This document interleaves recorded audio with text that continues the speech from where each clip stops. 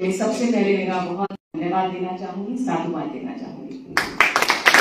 मेरे बड़े भाई जिनके साथ पहले भी मुझे काम करने का सौभाग्य मिला, हमारे चित्तौड़ के जिला अध्यक्ष आदरणीय रतनलाल जी, जयपुर से आई मेरी बहनें जो प्रदेश में लगातार बहुत मेहनत के साथ काम कर रही हैं, अंजू मिश्रा जी, शिखा जी, मूर्ति मीणा जी, साथ ही आपकी यहाँ की जिला अध्यक्ष मीणा जी, आरती कोबदा जी जो भीलवाड़ा से हमारी जिला संयोजक हैं, रेखा जी, प्रधान जी, अशोक जी हमारे बीच में है। और आज मुझे इस बात की बहुत खुशी है कि महिलाओं को इकट्ठा करके हम लोग बजट का डिस्कशन कर रहे हैं। मुझे लगता है कि आज की जो मीटिंग है यही अपने आप में ये बताने के लिए बहुत है कि आज वो समय आ गया। पहले ये होता था कि सेंट्रल का स्टेट का बजट आएगा, महिलाएं कभी भी नहीं ना देखती थी, ना उसके बारे में कभी चर्चा होती थी। तो आज क्योंकि भारतीय जनता पार्टी लगातार महिलाओं को आगे लाने की बात करती है, तो आज की जो हमारा इस प्रोग्राम का, इस कार्यक्रम का जो थीम है वही अपने आप में ये बता रहा है कि किस तरह से भारतीय जनता पार्टी, हमारे देश के प्रधानमंत्री जी महिलाओं को आगे लाना चाहते हैं।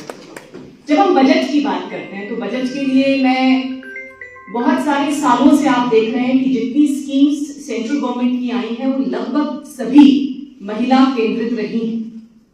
बहुत 10 साल पहले, 15 साल पहले कोई नहीं सोच सकता था कि कभी शौचालय की भी बात की जाएगी, कोई ये नहीं सोच सकता था कि आवास योजना के अंदर मालिकाना हक महिला बहनों को मिलेगा, कोई ये नहीं सोच सकता था कि जीरो बैलेंस पर जनधन खाते महिलाओं के खोले जाएंगे और महिलाओं को भी अब मुख्य धारा में जोड़ा जाएगा। ये सोच पहले नहीं थी। आपने लखपति दीदी का भी नाम सुना होगा, हमारे प्रदेश में भी 16 लाख लखपति दीदी बन चुकी हैं, यानी ऐसी महिलाएं जो अपने बूते आर्थिक रूप से अपने परिवार को सुदृढ़ कर रही हैं, अपने परिवार की हेल्प कर रही हैं। ऐसी महिलाओं को बनाने की सोच अगर किसी ने शुरू की तो वो भारतीय जनता पार्टी की। मैं चित्तौड़ में जब आई उससे पहले भी मेरी जानकारी में रहा कि यहाँ के जो आपके सांसद महोदय हैं आदरणीय सीपी जोशी जी, उन्होंने यहाँ पे एक राज सखी सेंटर खोला हुआ है जहाँ पे स्वदेशी सामानों की जो हमने बनाए हैं, घर में निर्मित सामान बनाए हैं, उनको वहां पर रखा जाता है फॉर सेल। और इस कार्यक्रम के बाद मैं वहीं जाकर आऊंगी और मुझे बहुत खुशी है इस बात की कि हमारे जो मेन टीम के लोग हैं, चाहे हमारे सांसद हों, चाहे हमारे प्रधानमंत्री जी हों, वो लगातार इस बात का प्रयास कर रहे हैं कि महिलाएं कैसे मुख्य धारा में आए और उनकी जो काम है, छोटे छोटे उनका हुनर है, वो कैसे मार्केट के अंदर जा सके और वो भी एक आत्मनिर्भरता के साथ में अपना जीवन यापन कर सके। और मैं बहुत बहुत साधुवाद देना चाहूंगी इस धरती पर आकर आदरणीय सीपी जोशी जी भाई सबको कि उन्होंने इस सोच के साथ में यहाँ पर, और मैंने सुना है कि बड़ा सफल ये पूरा जो उनका एक प्रोग्राम रहा। आप सबको बहुत बहुत बधाई। स्वदेशी अपनाना है और स्वदेशी अपनाने के साथ साथ अपनी कोई महिला बहन ने जो बनाया है उसको खरीद करके उसको संबल देने का काम अगर कोई कर सकता है तो हम ही कर सकते हैं। हम भी जाएंगे, अभी वहां पर कुछ शॉपिंग करके जरूर आएंगे, जिससे हमारी महिला बहनें जिन्होंने ऐसे प्रोडक्ट बनाए हैं, उनके जो कारीगरी है, उनका जो हुनर है, उसको भी आगे पहचान मिल सके। चित्तौड़ मुझे पूरा विश्वास है कि कल के बजट के अंदर राज सखी स्टोर्स का अनाउंसमेंट हुआ है। इस तरह की चीजों को लेकर के मुझे लगता है पूरे राज्य के अंदर और भी स्टोर्स खोले जाएंगे और पूरे प्रदेश भर की महिलाओं को इस तरह का एक प्लेटफॉर्म मिलेगा जहां पर वो अपने काम को दिखा सकती हैं, अपने काम को बेच सकती हैं। और हम लोगों को चाहिए कि इन महिलाओं को आगे प्रोत्साहित करें। साथ ही देखिए, कल के बजट अनाउंसमेंट को अगर आप देखें और सेंटर की बजट अनाउंसमेंट को देखें तो सेल्फ हेल्प ग्रुप्स के लिए जो अनाउंसमेंट हुए, आज से पहले इन सेल्फ हेल्प ग्रुप्स के लिए जो ऋण की सीमा थी वो 50 लाख थी और कल के बजट में उस 50 लाख की सीमा को कितना कर दिया है? 1 करोड़ कर दिया। अब मेरी महिला बहन को अगर कहीं पर कुछ काम करना होगा और उसके लिए कहीं ऋण की आवश्यकता होगी तो 1 करोड़ तक का ऋण जो है वो एसएचजी ग्रुप्स को दिया जाएगा। ये बहुत बड़ा एक काम है, क्योंकि जब तक पैसा नहीं होगा तब तक उस काम को बनाना, उसके लिए रॉ मटेरियल लेना, उसको ढंग से बेचना, इन सब कामों को हम नहीं कर सकते। और इसी सोच के साथ में ये काम शुरू किया गया है। इसके अलावा जो लखपति दीदी के लिए ऋण की सीमा थी उसको 1 लाख से बढ़ा करके 1.5 लाख कर दिया गया है। यानी हम चाहते हैं कि हमारे प्रदेश में और भी लखपति दीदियां हों। मैं ये पूछना चाहती हूँ कि 2-3 साल पहले तक हम लखपति दीदी जैसा कोई शब्द ना हम समझते थे, ना हम सुनते थे, हम देखते ही थे ये चीज की ड्रोन दीदी भी हो सकती है।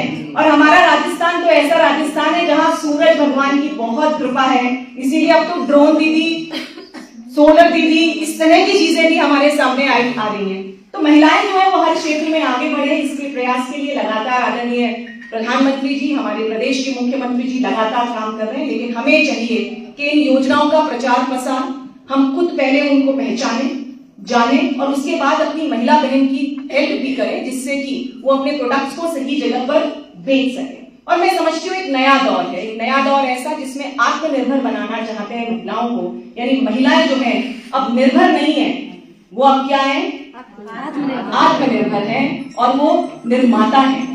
निर्भर से निर्माता की जो श्रेणी में डालने का प्रयास किया है आदरणीय मोदी जी ने, आदरणीय हमारे प्रदेश के मुख्यमंत्री जी ने, ये बहुत सराहनीय काम, एक सोच है महिलाओं को अलग क्षेत्र में ले जाने की। आप देखिए कि हमारे प्रदेश के अंदर जब हम 2023 में कांग्रेस से बीजेपी गवर्नमेंट आई, उस समय महिला अपराध चरम पर था और लगातार हमने सुना विधानसभा में मंत्री कहा करते थे कि ये तो मर्दों का प्रदेश है, इसीलिए दुष्कर्म में सबसे ज्यादा राजस्थान है। लेकिन हमने आज परिस्थिति को चेंज किया है। आज मुझे खुशी है ये कहते हुए कि आदरणीय भजनलाल जी के नेतृत्व में महिला अपराध 15% कम हुआ है। और ये एक दृढ़ निश्चय दिखाता है, एक मंशा दिखाती कि किस तरह से महिलाओं को सुरक्षा देना, उनको सम्मान देना, उनको स्वावलंबन देना, ये काम अगर कोई कर सकता है तो वो सिर्फ भारतीय जनता पार्टी की सरकार कर सकती है। लेकिन एक बात मैं आपसे पूछना जरूर चाहूंगी कि क्या हम लोग महिला सुरक्षा के लिए सिर्फ और सिर्फ सरकार पर ही डिपेंडेंट रहे?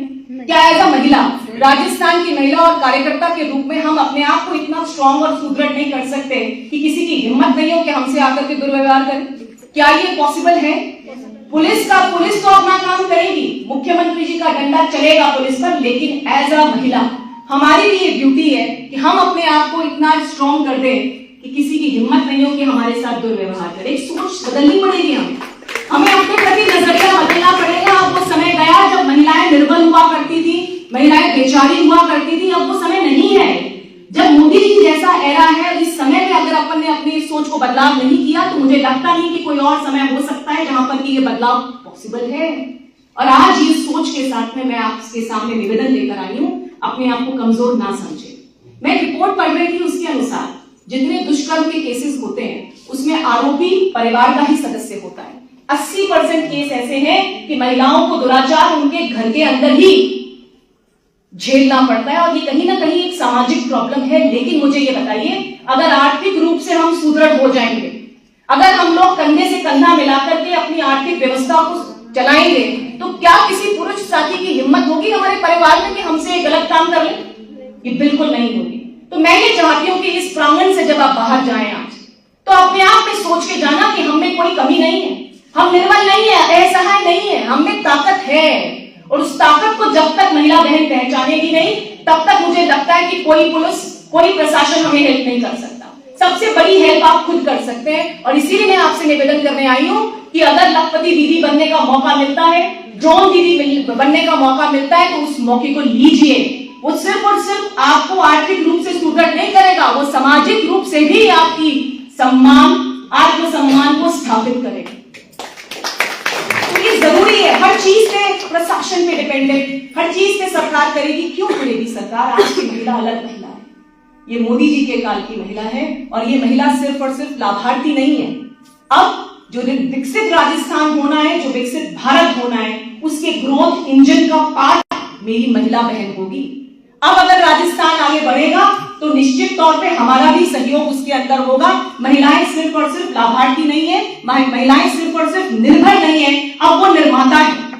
अब वो वैसा काम करेगी जिसके माध्यम से हमारे प्रदेश के लिए, हमारे देश के लिए हम लोग कंट्रीब्यूट कर सके। और वो जज्बा तभी आएगा जब हम अपनी सोच का परिवर्तन करेंगे। हमें सोच तो चेंज करनी पड़ेगी। समस्याएं सब जगह हैं, हर एक के जीवन में समस्याएं, लेकिन कुछ अच्छा पाने के लिए, कुछ अच्छा करने के लिए एक पॉजिटिव सोच के साथ जब आगे बढ़ा जाता है तो निश्चित तौर पे हमें सफलता मिलती है।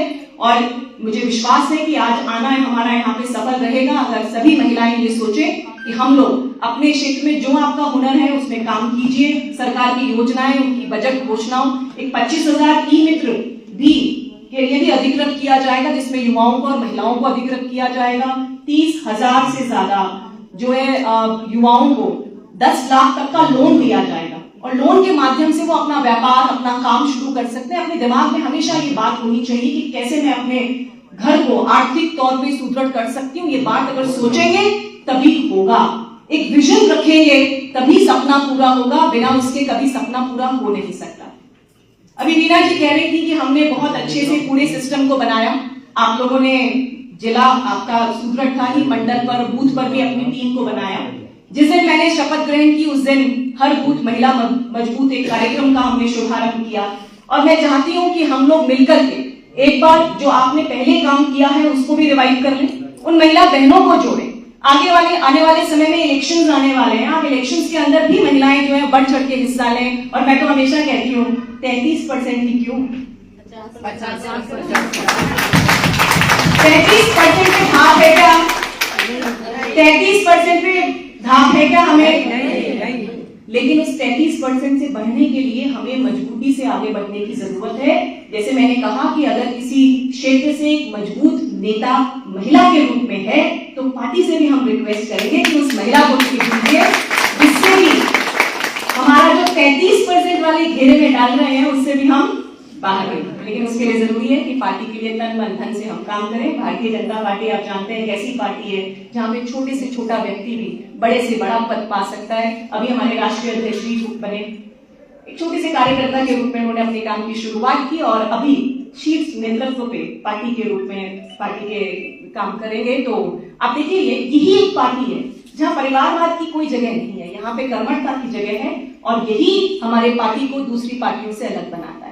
तो मैं ये समझती हूँ कि भारतीय जनता पार्टी के कार्यकर्ता के रूप में अपने आप को गौरवान्वित महसूस करती हूँ कि मैं उस समय पार्टी से जुड़ी जब प्रधानमंत्री जी ने महिलाओं को आगे बढ़ाने का बीड़ा उठाया और वो बीड़ा तभी संभव हो पाएगा धरातल पर जब हम सब महिलाएं मिलकर के उनके इस टारगेट को, उनके इस ध्येय को धरातल पर लाने का काम करेंगे। और मुझे पूरा विश्वास है कि चित्तौड़गढ़ की महिलाएं, जिस तरह की यहाँ की महिलाओं का शौर्य पूरे विश्व में मशहूर है, लोग जानते हैं कि यहाँ पर लगातार महिलाओं ने त्याग, तपस्या सब कुछ देखा है और ऐसी भूमि से हमारी उम्मीदें भी ज्यादा हैं। आपको सपोर्ट करने वाले बहुत सारे जनप्रतिनिधि भी आपके आसपास हैं। आप उनके साथ मिलकर के अपने परिवार को, अपनी पार्टी को, अपने देश के निर्माण में सहयोग कीजिए। इन्हीं बातों के साथ मैं आप सबका बहुत बहुत धन्यवाद करना चाहूंगी। आज यहाँ आकर आपने जो मुझे मान सम्मान दिया उसके लिए बहुत बहुत धन्यवाद। मेरे साथ एक नारा लगाइए, भारत माता की जय, भारत माता की जय।